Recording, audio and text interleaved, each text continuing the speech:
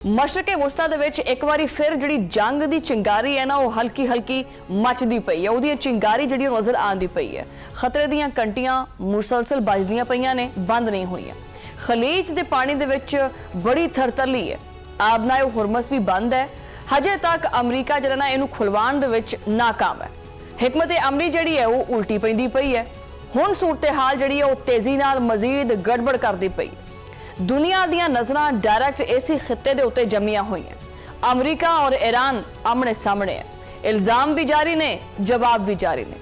खलीज दे विच जिहड़ियां झड़पां ने ये दोबारा शुरू हो सकदियां ने, क्योंकि फिजा दे विच एक खास किस्म दा खौफ पाया जा रहा है। हर नवा लम्हा खदशात नूं मजीद गहरा करता है। एक चिंगारी बस ये वड्डे शोले विच बदल सकदी है, एक वड्डी अग दे विच बदल सकदी है। तनाज़ा शिद्दत इख्तियार कर सकता है। जंग दे बादल जिहड़े ने गहरे हुंदे पए ने। अमरीकी फौज ने एक सनसनीखेज दावा करता है। ईरान दियां 6 जिहड़ियां छोटियां कश्तियां ने वो तबाह कर दित्तियां ने। अमरीकी सेंटकॉम कमांडर ने इस ऑपरेशन की तफसीलात जिहड़ियां दस्सियां ने। उन्होंने ये चीज़ आखी है कि ईरानी कश्तियां जिहड़ियां ने उन्हां दे उत्ते हैलीकॉप्टर के जरिए ताबड़तोड़ हमले किए गए ने। अमरीकी मौकफ यह है कि एक कश्तियां बहरी आमदोरफ्त विच रुकावट पांदियां पईयां सी। अच्छा, सिर्फ यही नहीं, अमरीका ने ईरान के जिहड़े क्रूज मिसाइल ने वो भी तबाह करने का दावा किया है। हालात जिहड़े ने बड़े खराब होंदे पे। हालात उदों मजीद खराब होए जदों मुत्तहिदा अरब अमारात भी मैदान दे विच आ गया। यूएई ने ईरान के उत्ते संगीन नौयत के हमलों का इल्जाम आयद किया है। अमाराती वजारत दफा के मुताबिक ईरान ने 12 बैलिस्टिक मिसाइल ठोक दिते ने। उन्हां दे जिहड़े ना 3 क्रूज मिसाइल और 4 जिहड़े ड्रोन्स ने उन्होंने भी हमला किया गया। अमाराती हुकाम का यह कहना है कि इन्हां हमलियां का जवाब देने का पूरा असी हक महफूज रखते हैं। उन्होंने आलमी बरादरी तो फौरी तौर के उत्ते जंगबंदी का मुतालबा भी किया। फजीरा दे विच तेल की एक अहम तनसीब के उत्ते ड्रोन हमला होया। इस हमले के नतीजे दे विच उत्ते खौफनाक जिहड़ी अग है वो भड़क उठी है। फजीरा हमले दे विच 3 भारतीय शहरी जख्मी होने की भी इतलावां आंदियां पईयां ने। अच्छा, सिर्फ अमारात ही नहीं बल्कि जनूबी कोरिया भी इस सारी अग की लपेट दे विच आंदा पिया। जनूबी कोरिया के एक कार्गो जहाज के उत्ते ईरानी हमले का इल्जाम लाया गया। अमरीका यह जाहिर करता है कि जनूबी कोरिया भी हुण इस फौजी ऑपरेशन का हिस्सा बन सकता है। दूसरे पासे तेहरान ने इन्हां सारे अमरीकी दावियां नूं सिरे तो ही मुस्तरद करता है। ईरान का यह कहना है कि अमरीका ने ईरानी फौज की नहीं बल्कि 2 सिविलियन जिहड़ियां कश्तियां ने उन्हां नूं निशाना बनाया। ये कश्तियां आम माल बरादर सी जिन्हां दा फौज नाल कोई लेना देना नहीं हैगा। इस अफसोसनाक वाक़े दे विच 5 बेगुनाह अफराद जिहड़े ने वो जाबहक होए ने। तेहरान का यह कहना है कि इहदा मुत्तहिदा अरब अमारात दे उत्ते हमला करन दा कोई इरादा नहीं हैगा, साडी कोई नीयत नहीं हैगी। ईरानी हुकाम इन सारे इल्जामात नूं कहंदे हैं कि जी ये इश्तियाल अंगेजी है। इस शदीद कशीदगी ने आलमी मैशत दा जिहड़ा संग हैगा है ना वो घुट दिता है। एक हालिया जायजे के मुताबिक 28 फरवरी तो शुरू होने वाली इस कशीदगी ने तबाही फेर दी है। खलीज फार के खिते दे विच बहरी जिहड़े जहाज ने उन्होंने आमदोरफ्त 95% तक कमी आई है। ये एक खौफनाक जिहड़ी सूरत हाल है वो बनती है, जिन्हें आलमी तजारत नूं बिल्कुल ही लूड़ा लंगड़ा करता है। तकरीबन 2000 बहरी जहाज इस वेले भी समंदर के बिल्कुल विचों विच फसे है। इन्हां जहाज़ों के विच 20,000 तो ज़्यादा अमला भी मौजूद है। कोई 1 2 3 4 बंदे नहीं है, 20,000 का अमला मौजूद है जिन्हां दियां जिंदगियां नूं शदीद खतरात भी है। अमरीकी मीडिया की रिपोर्ट्स और मुत्तहिदा अरब अमारात के आला अहदेदारां ने खतरे की घंटी मजीद वजा दी है। मुत्तहिदा अरब अमारात के एक अहदेदार ने CNN नूं एक अहम इंटरव्यू दिता है। उन्होंने कहना है कि अगले जिहड़े 24 घंटे ने ये जिहड़े 24 घंटे होंदे ने ना हमेशा बड़े इंपॉर्टेंट होंदे। कोई भी जिंदगी का फैसला करना हो ना, बंदा कहता है कि यार अगले 24 घंटों में होगा। इसी वास्ते ये जिहड़े अगले 24 घंटे ने ये तकदीर का फैसला करनगे, अमरीका या इजराइल। अमरीका या इजराइल की तरफों ईरान के उत्ते किसी भी वक्त बहुत बड़ा हमला मतवक्के है। उन्होंने कहना है कि हालिया वाकयात ने सूरत हाल नूं इस नहज ते लैके आ गया है कि जिथे वापसी का हर राह जिहड़ा ना बंद होया पिया। कोई पतली जी गली भी नज़र नहीं आती कि बंदा कोई निकल जाए उत्थों। हुण एक हो सकता है कि बड़ी मुनज़्ज़म और एक बहुत बड़ी जिहड़ी फौजी कार्रवाई है वो की जाए, क्योंकि ये गौर किया जा रहा है।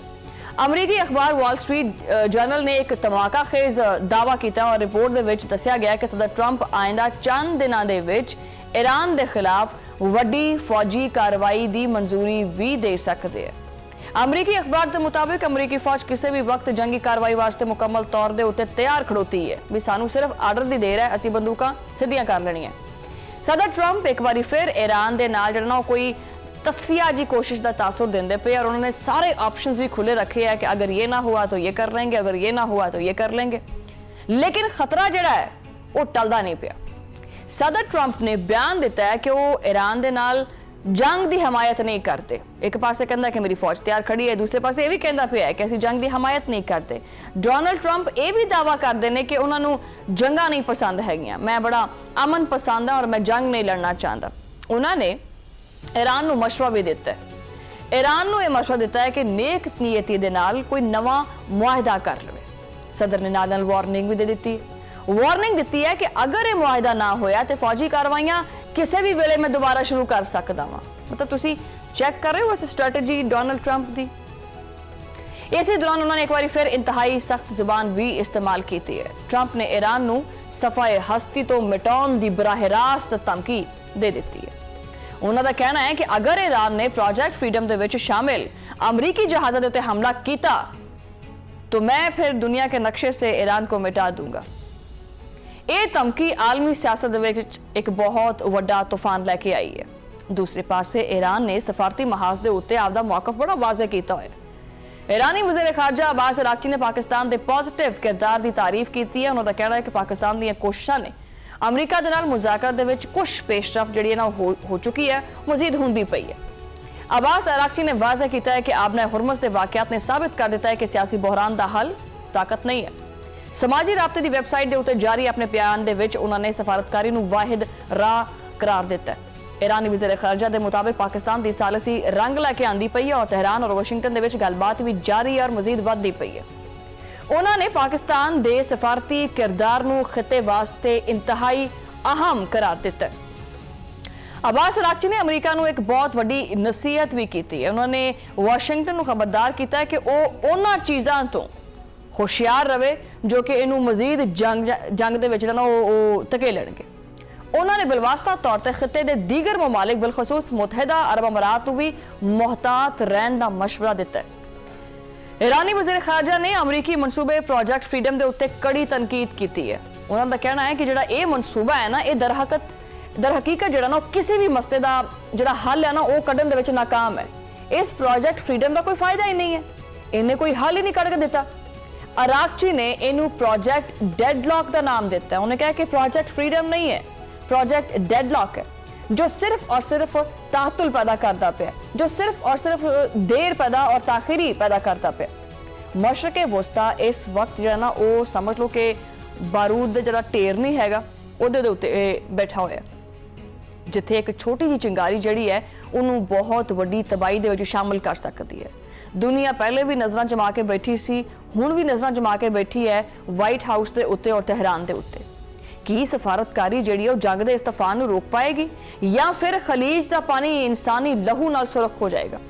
अगले चंद घंटे बहुत इंपॉर्टेंट ने, क्योंकि पिछले चंद घंटे पिछले 2 महीनों तो बड़े इंपॉर्टेंट ने और तुसीं देखिया होएगा कि इन्हां चंद घंटिਆਂ ਦੇ ਵਿੱਚ ही, खास करके 24 घंटिਆਂ ਦੇ ਵਿੱਚ ही नवी खबर सुनने को मिलती है। हुण देखते हैं कि जिहड़े तारीख के अहम तरीन लम्हात ने ये चंद घंटे वो साबित होंगे या नहीं होंगे। बहरी जहाज़ों की बंदिश तो लैके मिसाइल हमलियां तक हर वाकया एक बहुत वड्डी जंग की पेशगोई करता पाया।